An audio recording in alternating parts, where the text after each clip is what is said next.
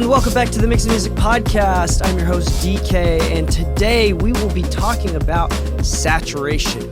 Now, you may have heard me in the past, many times in the past, talk a lot about tape versus tube, about clipping, hard clipping, soft clipping, and today we're kind of going to go over all the different parts of it and make sure that we can help you as a listener understand what the heck is going on when we talk about saturation, what harmonics are, things of that sort of capacity there. So first things first, we're going to talk about general harmonics and saturation.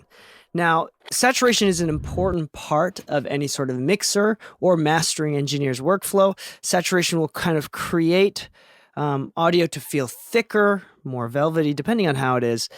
There's a lot of different adjectives you can use. They're kind of arbitrary and more based around the feeling.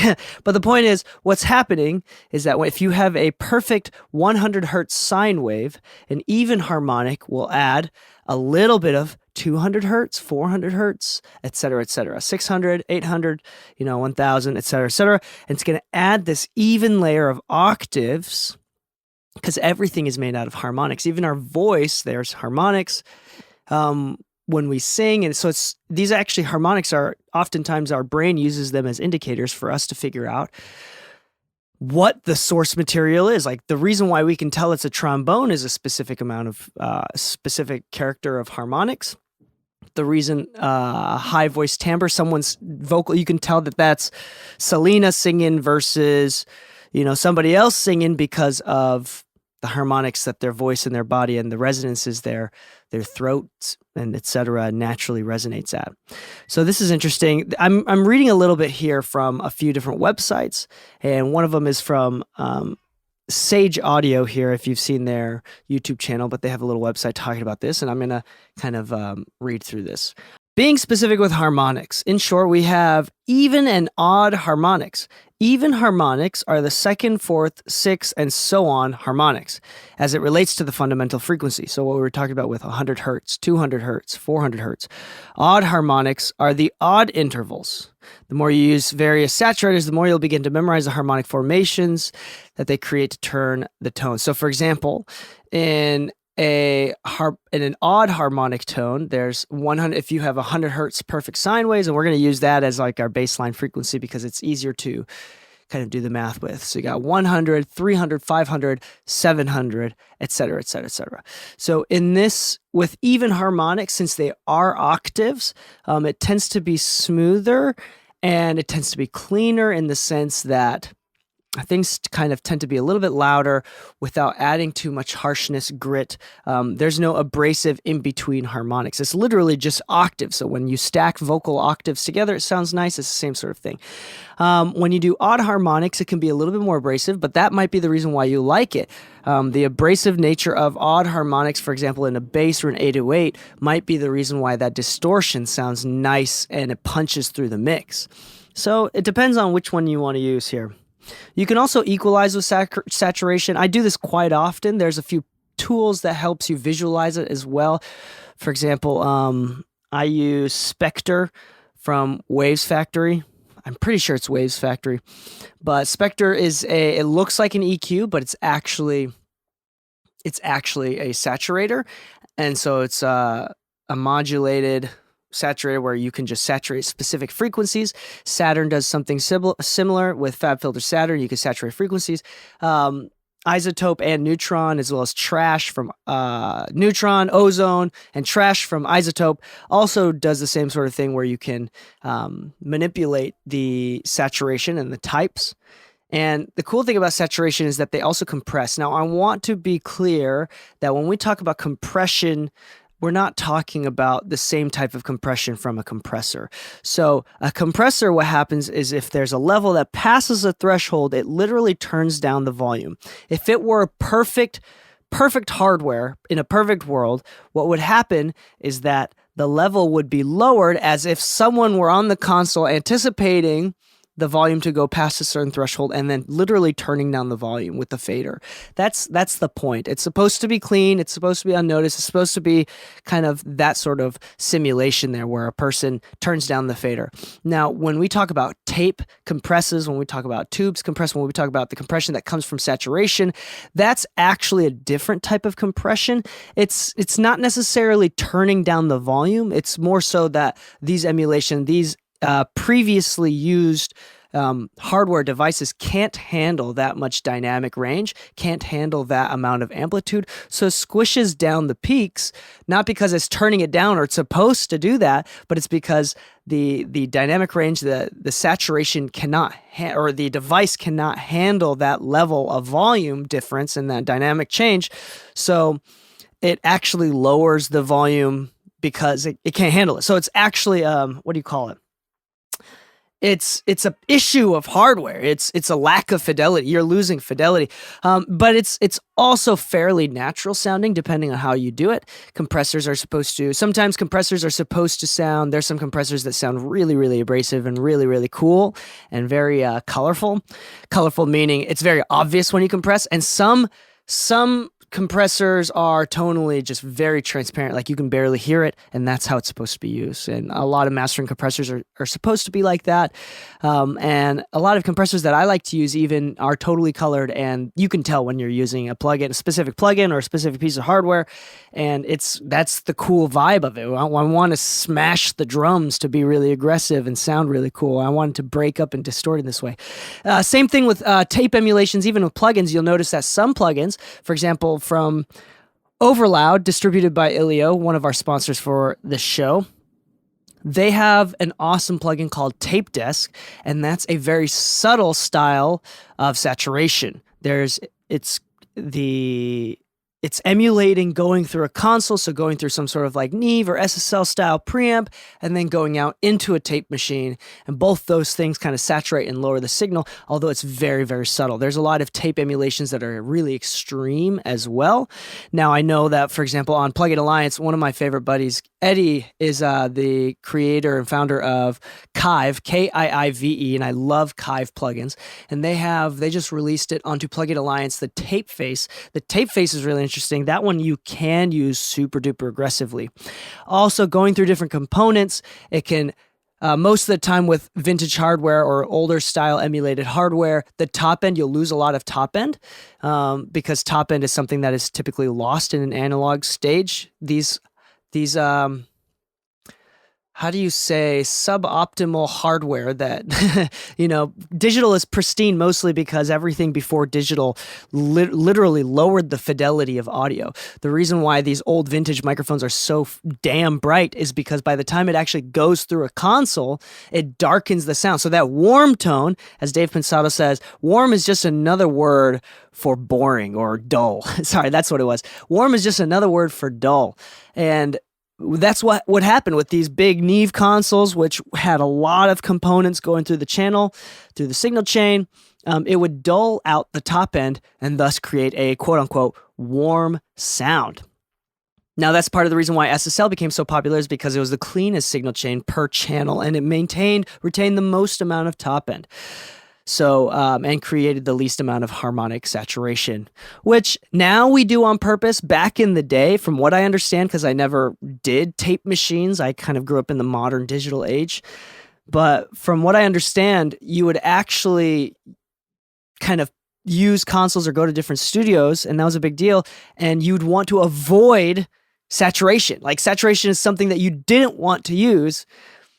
But people started realizing you can actually get louder and have like perceived punchiness, which we'll talk about in just a moment here. More perceived punchiness with saturation. Saturation with control, with a certain amount of control, becomes a useful tool for the mixing and mastering process, even production process. And there's a lot of tools that do that. Some tools like the Decapitator by Sound Toys totally destroys and crushes the audio, and it just hard clips. Clipping is the idea that when a signal goes past, typically 0 is when we use clipping, but there's a lot of plugins that like emulates the lowering of zero, or the hard ceiling of it. And if it goes past ceiling, it literally just, if you have a round wave, and I'm if you're watching on YouTube, you can see me visualizing with my fingers, but if you're just listening, I'm going to try my best to explain this.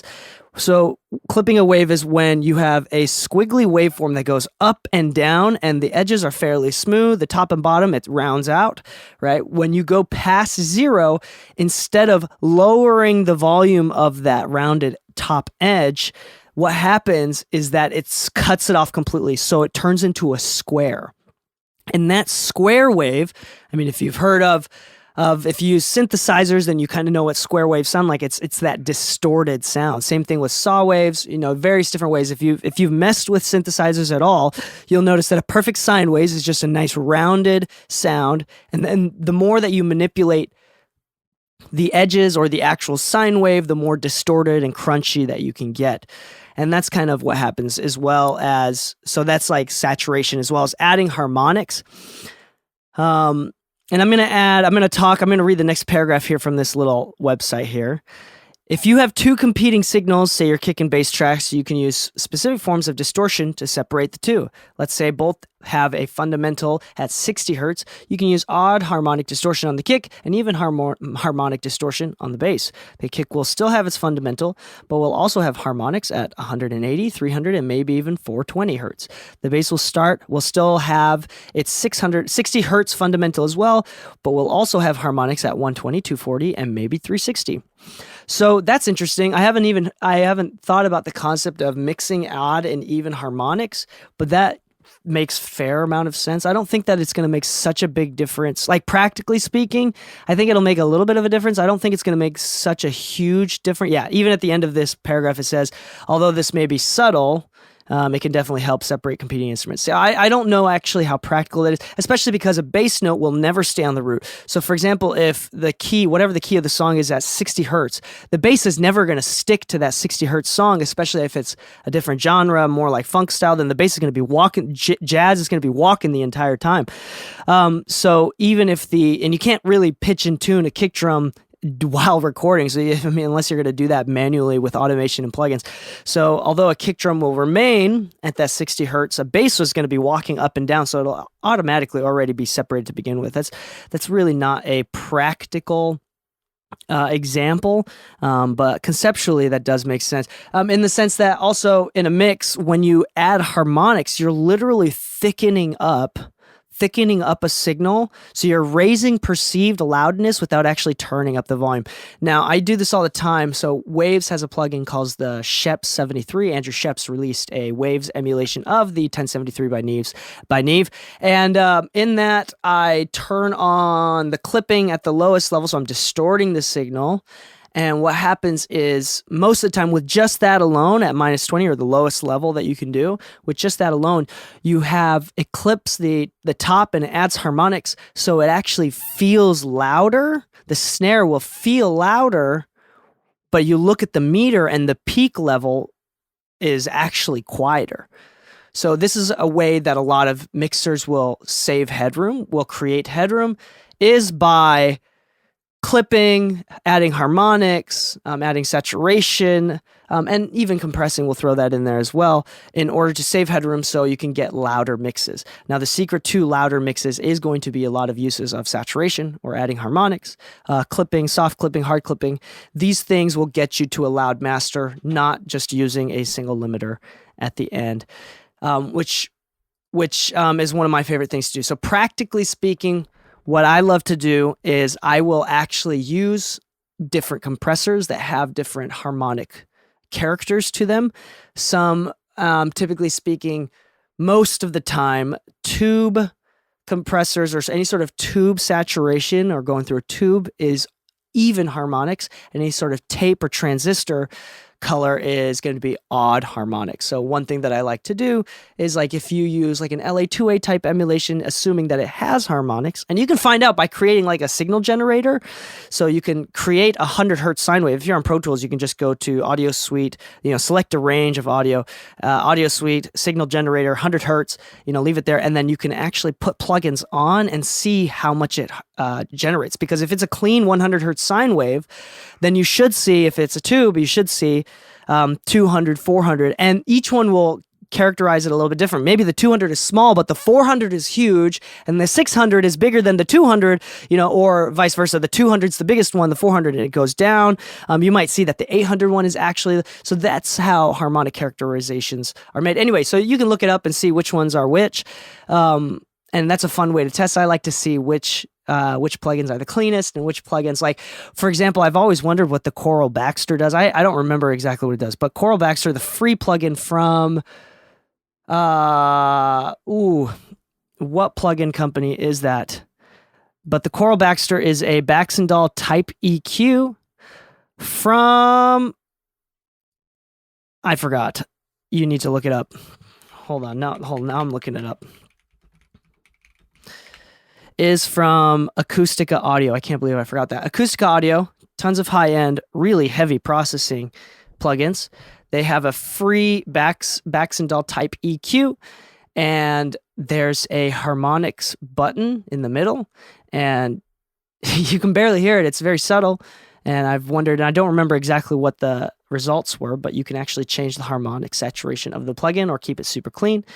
Some things actually add no harmonic saturation. For example, one of my favorite tools used by my mentor and Leslie Brathwaite, has really brought this to the mainstream attention, is the Voice of God from, I think Universal Audio is the only one that makes the official licensed version. The Voice of God does not add any sort of harmonic saturation or does not add any sort of harmonics. It's literally just a clean high-pass filter with a bump. That's all it is.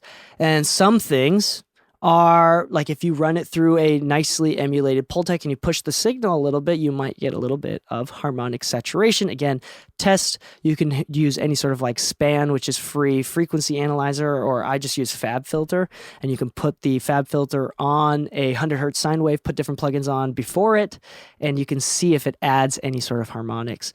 And it's really interesting to see. It's genuinely just interesting to check out. Anyway, the harmonics can add to Headroom by saturating, bringing up all the frequencies in between. It's kind of like filling up a jar with marbles, and then adding harmonics is like adding sand. So you can actually put more into that jar of marbles. You can fill up more space by putting sand in between the marbles. It's the same thing with harmonics in general.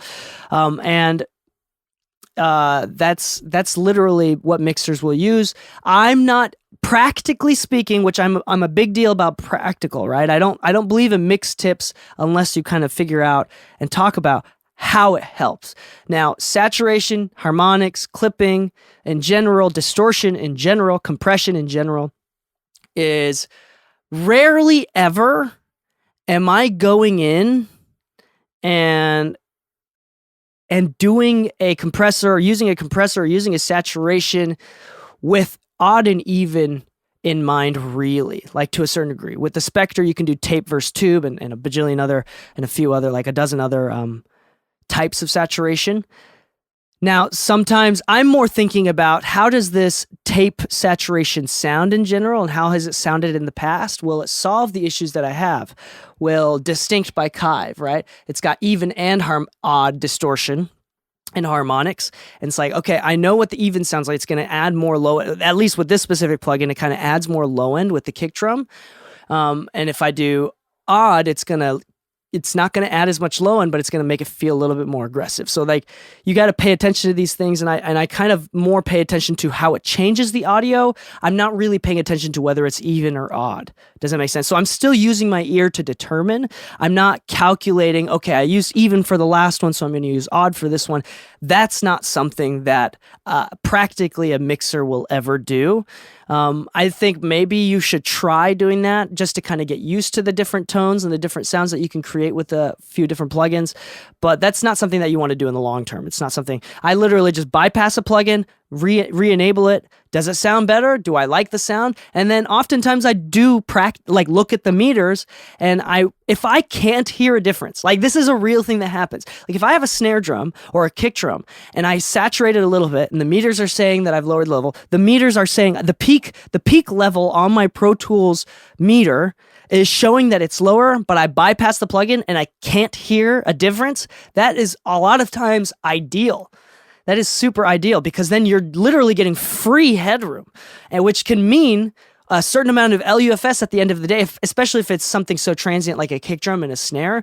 Any way that you can lower the peak level without lowering the perceived loudness is a win in my books. We're going to take a quick break to let you know that this episode has been brought to you by Tegeler Audio, based out of Berlin. Tegeler makes fantastic analog pieces of equipment, everything from compressors, both tube, VCA as well, from reverbs to recording channel strips to tubes, summing mixers, and to my favorite piece that I personally own and have and use is the Schwerkraft machine, which is digitally controlled compression, 11 different types of compressor. I mean, this thing is built to the brim with tubes and transformers. It's fantastic. They have digitally controlled analog gear, which I'm a huge fan of. They've got 2 different pieces of that. They've got 500 series gear. So whether you're a tracking engineer, mixing engineer, or a mastering engineer, you need to check out this high quality company, Tegeler. And guess what? Their prices, they're not crazy. They're mid-range prices for high-end equipment. They're like a fantastic company. We love them so much. And if you want 10% off any of their gear, you can go to their website directly or from their shop directly, or I'll link it in mixingmusicpodcast.com/Tegeler, Tegeler, and use the code MMPOD to get 10% off your next order. Now back to the show. Now, a lot of the times, this is a very common mistake that I see, is that if you print a mix from a lesser experienced engineer and they don't use enough compression, saturation, clipping, distortion, whatever, harmonics, all the above, then what happens is that you get something what I like to call a caterpillar mix, especially with something with a lot of kick and snare. You'll see each individual, you'll see like a very skinny caterpillar, but you'll see spikes, very long spikes. And those spikes are going to keep you from getting the desired volume. It's going to keep you from having low LUFS or high. Hold on. Low LUFS meaning low volume. So high dynamic range, low volume. So you're not going to be able to get much past minus 14 or minus 50, depending on what it is, right? I don't know. There's no exact number here, but you're not going to be able to get it to minus 8 or 7 or 9 or whatever without it distorting. So you don't want to create a scenario where you leave it to be a caterpillar mix. So by the time you get to the mastering or limiting stage, then you have to cut it off and create distortion. You want to avoid distortion from the master bus, from the mix bus, which is the worst type of distortion in my opinion, because it changes everything. A single plugin on a mix bus can change the entire mix. So what you want to do is you want to compensate for that by actually removing transients and thoughtfully creating more headroom and lowering peak levels through saturation, harmonics, compression, blah, blah, blah, distortion in the mix on individual tracks, so you don't have to do as much on the mix bus. And to be quite frank here, this is something that I've talked about with a lot of many other people here, but to a certain degree, if I think that in a lot of cases, especially with modern pop music, compression on a mix bus does not work half as well as people think it does. It should be, in fact, if you can avoid using a compressor on the mix bus completely because you've done well gain staging and adjusting your mix to have headroom at the end, then it's going to sound better. Compression at the end doesn't always make a mix sound better. You know, it depends on the genre, it depends on the song, but I think that most people kind of like blindly kind of throw a compressor on the end with a mix bus, thinking that it's going to make their mix thicker, and they don't bypass it and realize, oh, it's actually making the song worse. Especially with hip hop or any sort of like modern EDM type genre, like compressors typically aren't very good sonically speaking for those type of genres. No, for rock, when you want the mix to be super condensed and super compressed sounding, it's a little bit different. But with EDM, with hip hop, I mean, we had a little masterclass with Irko a couple months ago, and he's like, I never ever use a compressor on my mix bus at all, and he'll just instead like hit -5, -7 gain reduction on his fab filter L2. Like he'd rather hit -7 peak gain reduction on his fab filter L2 than to use any sort of compressor, which is, I mean, for hip hop, when it's that deep, because compressors, especially if it's with the wrong attack and release times, it can start to make it sound pumpy. It can pump the sound. It can actually make it quieter. So there's something to look out for. A couple tools that I do recommend. I think everybody should pay the $20 or $25 to buy a tool called the Standard Clip by Sir Audio, SIR. It's a blue box. It's a hard clipper. It also does soft clipping, but it's really abrasive. It's pretty aggressive, but it's a genuinely useful tool in order to create headroom. And sometimes you can get away, like if you put it on hi-hats, you can get away with lowering peak volume or peak levels without changing the tone of it at all. Because if you distort a trap hat, what is it going to do? Add a little bit of fizz, more fizz for the one moment, the 3 samples that it's there for. It's actually a pretty useful tool. You can use it on snares. You can use it on mixes. I've been doing a mix. It's more within the PHONK funk genre. I've been doing mixes for an artist named Barely Human, 6ARLEYHUMAN, released a song called Your Vampire. I'm mixing his new EP, which is like digicore type stuff. We're talking like -6 to -4 LUFS by the time that we're getting it, because the point of it is it's supposed to be like distorted. So with all that stuff, I use the Sir Audio Standard Clip just even on the instrumental bus. I'll just like clip everything in the instrumental bus. And the cool thing about clipping and this is something that I've spoken about many times in the past on the podcast, is that unlike a compressor, where the compressor is emulating turning down the volume for that single instantaneous moment, a clipper it won't lower the volume, it'll just cut off the top. So there's no actual pumping. It's just adding what do you call it, like fuzz or fizz, just that classic distorted sound. So it's not actually lowering the volume, so you can actually keep some level of perceived punchiness. So I'm having a mix that is genuinely like -4, -5 LUFS, and it sounds punchier, and the kick drum feels like it's punching more than the rough mix, which was mixed at -9, -10, and that's straight up just clipping. And that's a really, you'll see the level just doesn't move. When you have like a -4, -5 LUFS mix, that peak level meter is like not moving. There's like no bouncing. There's no like, you can't see when the kick drum is hitting just looking at the meter, but there's this perceived punch. And punch usually comes from the dynamic difference of like low to high, but there's this perceived punch which isn't actually there. There's technically no punch. There's technically no dynamic change, but it feels like it's there because of a good use and a strategic use of clipping.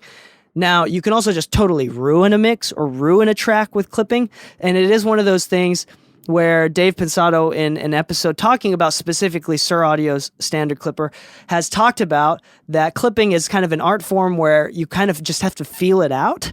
And I would recommend bypassing it, reading the manual for that plugin. Another couple great clippers that I like to use is, this is not free, but I use this on every single mix, is the Massey Golden Master. It's a soft clipper. Now, there's many other soft clippers out there. Soft clippers, instead of squaring off the wave, will just kind of round it out a little bit more, kind of like a compressor, except it doesn't lower the volume of that section. It just kind of rounds off the edge. So basically just a saturator implies adding harmonics, but this is just a soft clipper. It's not necessarily adding harmonics. It's just lowering the, it probably does add harmonics, but it's just lowering the peak levels there. So that's kind of it for this episode. I'm really hoping that y'all can get louder mixes. I'm going to tell you a secret right here. People don't want to admit to this, or no, people do admit to this, but I don't think people realize how important of a skill this is until you get to the higher levels of mixing. I mean, when you start getting paid significantly more and you start working with label or management, loudness of a mix is actually incredibly important. Even if they're going to hire a high-level mastering engineer, when you're submitting mixes, you don't submit lower volume mixes without a limiter. You always submit mixes hot, as loud as possible. You always do that. And then if they ask for a pre-master or something to send to the mastering engineer, that's when you take off the limiters, you lower the level so they have enough headroom. You never ever submit a mix. Like, that's how you lose a gig, because most people who are not as technically minded about audio as you are, probably listening to this podcast, what they're going to hear is, oh, this mix doesn't punch. This mix doesn't hit. They don't realize that people confuse volume with punchiness or volume with how great a mix sounds.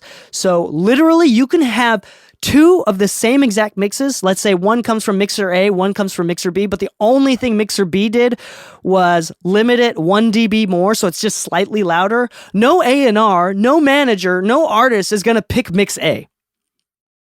Even if there's slightly more artifacts in B, nobody's going to pick A. And that's the reality of it. Like, getting loud mixes is a big, it's not secret, but is a big skill to have when it comes to leveling up. I've literally had a student where I taught him for a few months. I don't typically take on students, but at the time I was. He was like my only student. And this is Pixel. Shout out to you, Pixel. Pixel was doing bigger records, bigger hip hop records in India, right? And like some Punjabi rap type stuff. And there was one record where the client just kept coming back with revisions and he was getting frustrated. So he wanted to bring it to me to a lesson. Shout out to you, Pixel. He's a great mixer, right? Awesome mixer, good guy. And he's like, hey, I don't know what it is. And I was looking at the revision notes, and in my mind, somehow I translated the revision notes as like, oh, they just want this mix louder. I think it was the combination of I heard the mix and I knew it wasn't going to be loud enough for like commercial levels. And then on top of that, just like looking at the revisions, and I was like, oh, something, they're talking about punchiness, or I don't remember exactly what the notes were. This is quite a few months ago, maybe not quite a year ago, maybe about a year ago. Anyway, so all he did, the next revision 4 or whatever, revision 5 or whatever he was on, he sent it in. The only difference that he made is I asked him just to see, as like a test to troubleshoot and like recalibrate how they're hearing things. I was like, just the next revision, don't listen to anything else that they say. Just do a louder mix. Limit it a couple dBs more. Get it a couple dBs of LUFS louder. So I think it was like -10. Get it to like -8. Send it out to them again and see how they respond. And then let's look at the revisions there. Because if they have different sets of revisions, so it's like a test. We're gonna see if that solved a lot of their issues, or if they're gonna be like, that made it worse. So we're going to find out. And so what happens is that he did that, and then they had no revisions. That was the accepted mix. All it was louder. That's the only issue that they had, which is an insane concept for anybody that knows what's going on in the background, like technically understands how a mix and master works, you know? But it's insane that for most people, that solves a lot of issues. And actually, you can hide a mediocre mix behind a really loud master. And when it comes to practical making money or making art, like even for the average consumer, it's kind of sad, but it's also a useful tool to understand and acknowledge that loudness can compensate a lot. And if you can actually use loudness in order to enhance your mix, instead of compensating, you can just enhance it and make it sound better. And then to a certain degree, the unfortunate truth is whoever makes the louder mix, reasonably so, is going to win. Because there's also ways that you can make a louder mix by just like adding artifacts and completely distorting it, using compressors way too hard on the mix bus, and it's pumping the entire thing unless that's the desired effect. There's a lot of ways to lose balance in that. So if you can maintain the balance, the intended mix, and make it fucking loud, you're likely going to win over the client. And that goes for mastering as well. Because at the end of the day, even at higher level stuff, it's not an engineer that's sitting at the desk that's approving all the mixes for Capitol and for, Columbia and for Warner Brothers. It's not an engineer sitting at the desk saying this song is ready to go. It's usually a random dude that's just really passionate about music and doesn't know a lick about mixing. And then all he hears is basically to an untrained ear, this shit is bumping. This shit sounds great. The mix engineer did a great job. It's approved. That's all they're hearing. So don't think that it's an engineer approving these mixes, especially if you're an independent mixer, which most people are, right? If you're mixing or mastering a song, remember that the artist is not an engineer. So to a certain degree, you have to compensate for that. So when they say, this is why tools are so important. I might go on a tangent. I'm not trying to turn it around, but when they say things like, we want the music to sound more blue, that might mean added dynamics kind of makes the lower parts feel lower, so like compressing it less, adding more dynamic range might make the quieter parts feel more quiet and the louder parts feel louder, which that dynamic difference may make it feel, the emotions of the low part will feel really, really low. So just consider that everything is emotion-based. Clients don't really think in technical. And as an engineer, we use technical tools and technical terms in order to achieve emotions, Does that make sense? So why do we want this thing to be really loud and really punchy? It's because punchy and loud usually means energy and excitement. And it's not the case for most other mixes. So if you're working on a folk song, perceived loudness may not be the issue. So when they're asking for revisions about, hey, we need this to be more emotional, it might be the opposite. Use less clipping, use less limiting. It may be. And how do you know without experience, without practice? And honestly, the idea, you should be your mind. This is how my mind works. I love to throw in tests all the time to see how people react or see how, and this is like a marketing brain, right? So you kind of do. Anyway, so one way that you can test is by sending the client out a version, be like, hey, this is for one version 2, based off the revisions that you did, and here's version 3. I'm just going to send you another version right now, so you have 2 options to listen to, which is I did this, which I think what you mean, and maybe a different version so they can, and you test, they say, okay, did they like version 2, which you tried a few different things, and then version 2 is exactly the notes that they asked for. Version 3 was what you think they meant with a little bit of different sort of revision, and you can test which one they like more in order to figure out which direction they meant. Did they actually really know what they were talking about, or were you right with the guessing? Another example of that is I had a client, this is a couple years ago, who said they wanted more low end on their mix. What I did is actually I cut the low end and I saturated it more, so it was distorting, so we had more upper harmonics, so adding octaves to the bass, so it's perceived to be louder, but it's actually less sub, which is eating up the headroom. It's less sub frequencies. And they said that was exactly it. So how do you know what they really mean? So that was just a guess that was just a really good guess of mine. I was like, okay, this person isn't really an engineer. I'm pretty sure that they just want louder bass, not more bass. Because to an engineer, more bass means more 40 to 60 hertz. But to a normal person, potentially more bass might just mean louder bass, which means that you're going to have to cut the low end. So less bass equals more bass by just raising the volume and cutting the sub frequencies that are eating the most amount of headroom. So that's just something to think about, right? So make sure that this episode is kind of turning into how to appease clients, but great use of harmonic saturation, harmonic saturation, clipping, limiting, and I think people should use limiting a little bit more, not just compressing, but hard limiting a little bit more in their mixes. You can use that as well.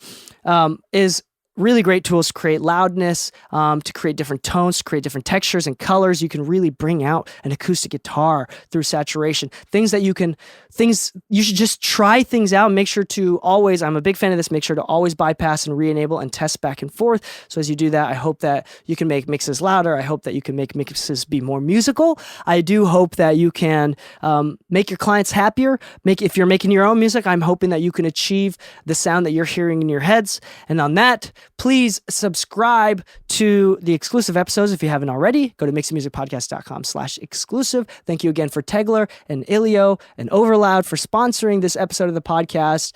And if you have been listening for a while and you're a big fan of the show, it's totally free. Whatever platform that you're listening on, please leave a 5-star review.